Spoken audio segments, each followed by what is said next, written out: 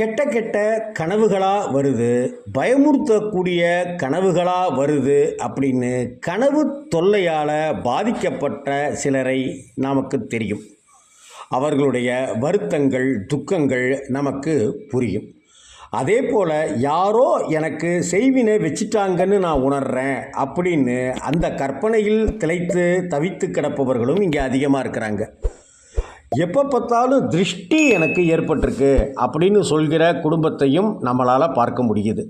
இப்படி வளர்ச்சி அடைந்து கொண்டிருக்கிற தினத்தில் செய்வினை, திருஷ்டி, கனவு தொல்லை இப்படி இருக்கிறவங்க அம்மன் கோவிலில் இருக்கிற அம்மனுக்கு எதிரே இருக்கிற திரிசூலத்தை வழிபாடு செய்யணும்.